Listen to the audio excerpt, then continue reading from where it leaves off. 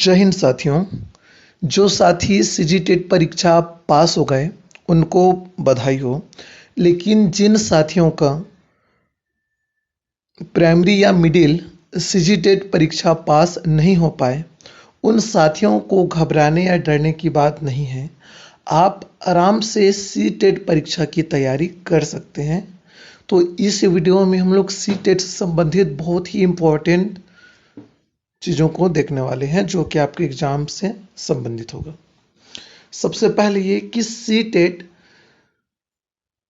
शिक्षक भर्ती में वैलिड है कि नहीं है। तो बिल्कुल 100% शिक्षक भर्ती में वैलिड है, चाहे वो राज्य लेवल की हो या वो केंद्र लेवल की हो। दूसरी चीज, सिलेबस किस प्रकार से होती है। तो ध्यान दीजिएगा, सीजीटेट का भी सिलेबस लगभग वैसा ही होता है जैसे कि आपका सीजी टेट का होता है। अंतर बस इतना सा होता है कि हिंदी में सीजीटेट में बहुत ज़्यादा ग्रामर से प्रश्न पूछे जाते हैं, लेकिन सीटेट में ज़्यादा ग्रामर को फोकस ना करके सबसे ज़्यादा फोकस किया जाता है एंशिएंट पैसेज को।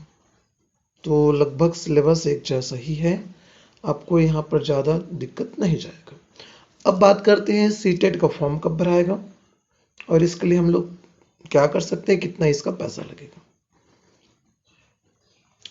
तो देखिए, सीटेट का जो फॉर्म है लगभग अक्टूबर के महीने में, मतलब मान के चलिए लगभग 10 या 15 दिन के अंदर में सीटेट का फॉर्म भराना प्रारंभ हो जाएगा।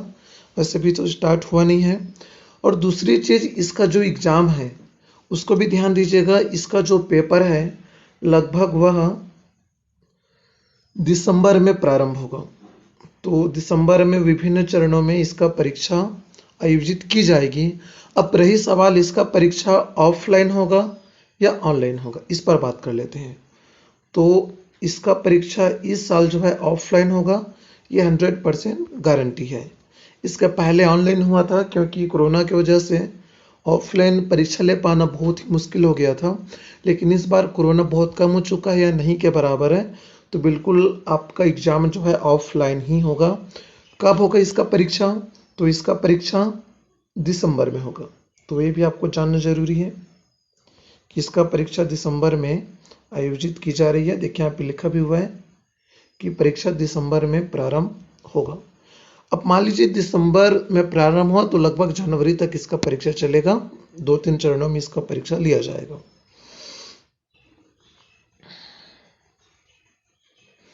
बाकी यहाँ पे लिंक है, वैसे आप उस लिंक से भी जाके कर सकते हैं। अब एक बार इसके फीस के बारे में देख लेते हैं। तो फीस किस प्रकार से ली जाती है। यदि आप केवल एक ही परीक्षा दिला रहे हैं, केवल एक पेपर दिला रहे हैं, तो एक पेपर का यहाँ पर परीक्षा फॉर्म का मूल्य होता है 1000 रुपये एक परीक्षा का।